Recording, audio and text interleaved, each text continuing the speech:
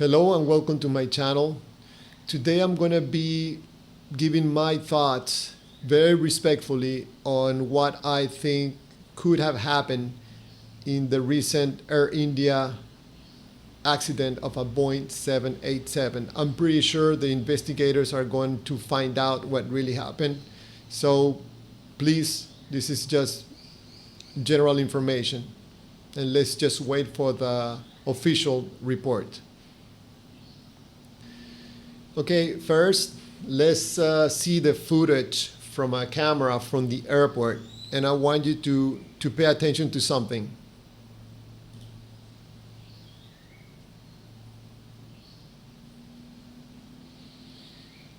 Okay, right there, you see it's like a smoke or dust. I think that that dust comes from the end of the runway. Let's compare it to another aircraft taking off in the same airport, same runway. This is a similar aircraft, a 787, taking off in the same runway, same direction.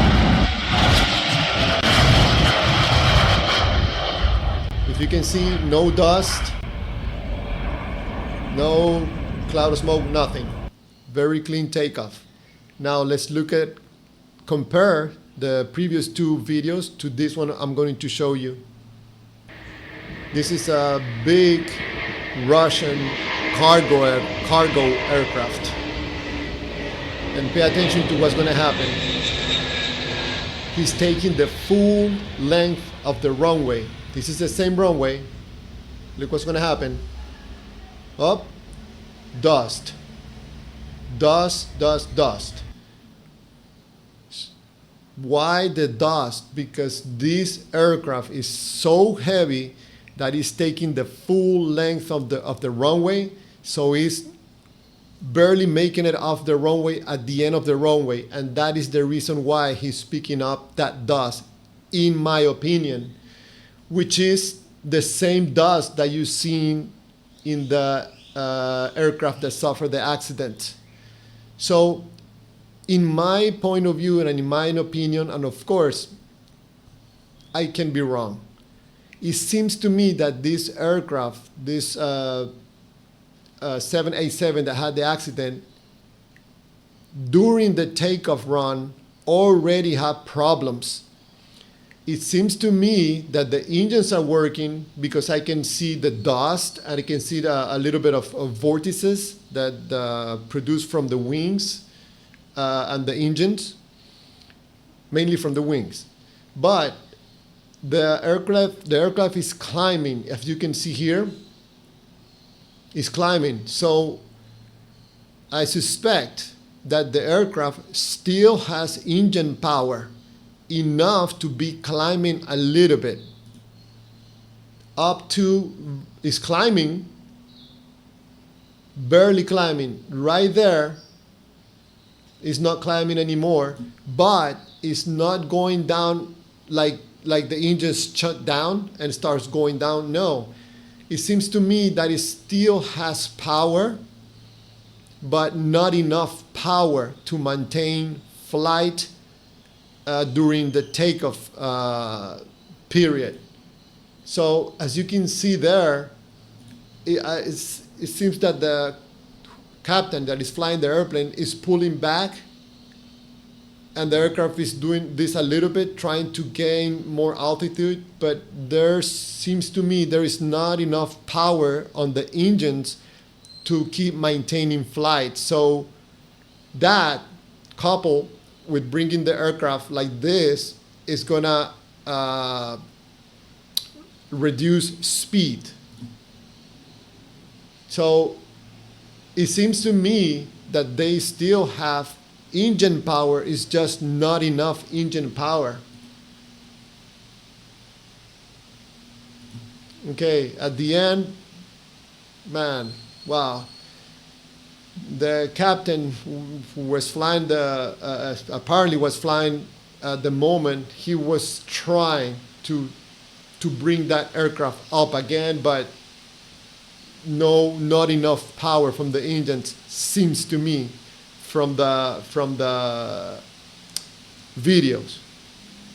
So going back to this big aircraft, they both show dust, meaning they barely made it off the runway. Something was wrong already with the 787 aircraft, already on the takeoff run. Now, if we compare that takeoff from the 787 that had the accident compared to this bigger airplane, which is a Boeing 777, same runway, same airport, and same direction of takeoff.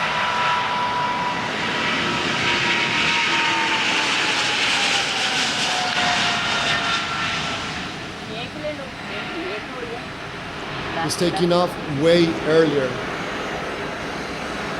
And this is a bigger, heavier airplane.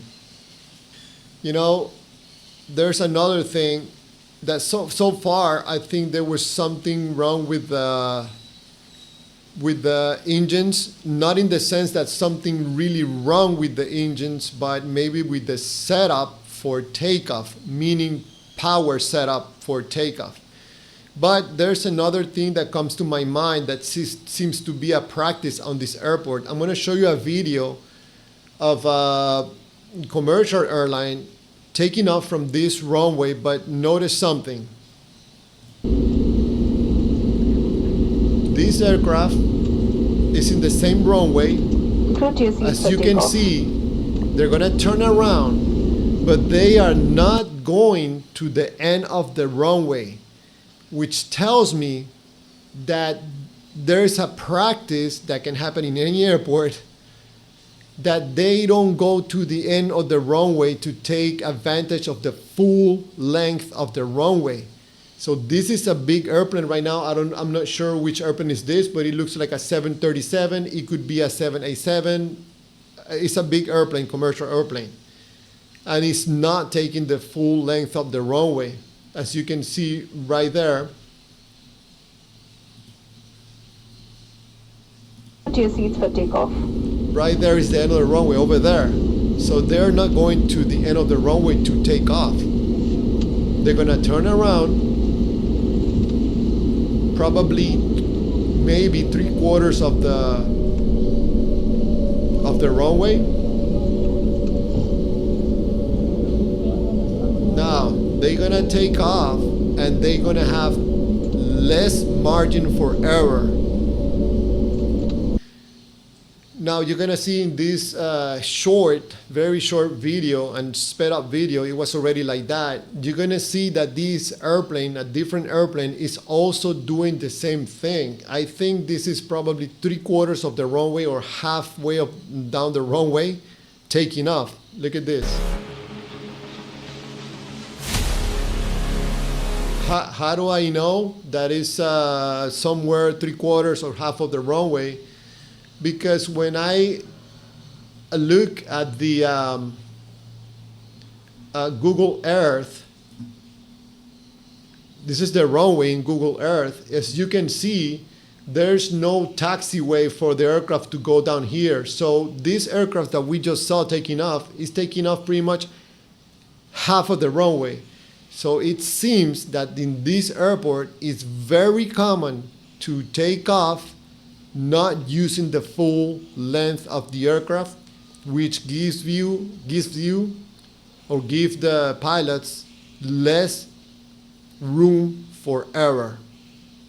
Okay, remember what I mentioned at the beginning of the video about the aircraft, the 787 picking up dust at the end of the runway, which I suspect there were already problems before takeoff. Probably engine problems or probably incorrect engine configuration for takeoff. I'm going to show you the thrust levers. This is not the same type of aircraft, but I'm going to show you what the thrust levers can do. This person is pressing the takeoff and the levers move automatically.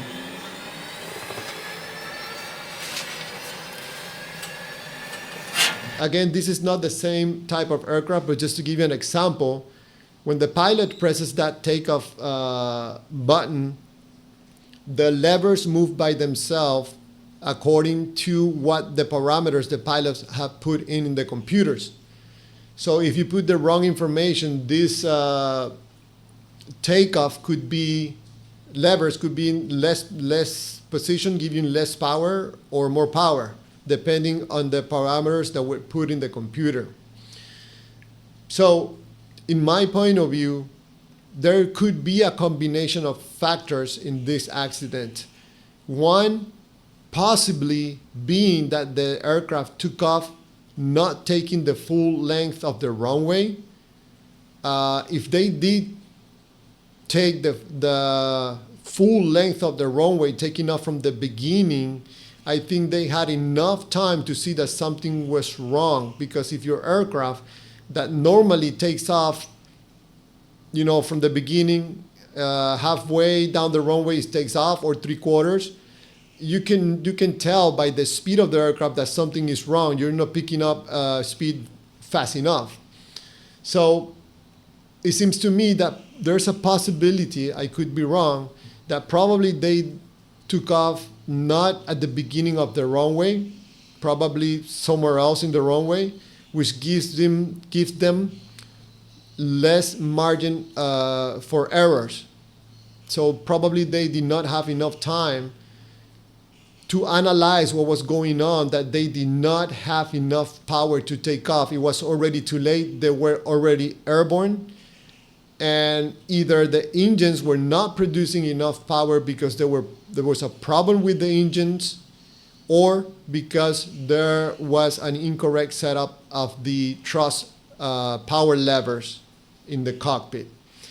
That's what I suspect probably could happen. Of course, we will find out, hopefully, what happened exactly in this accident, which is extremely, extremely sad.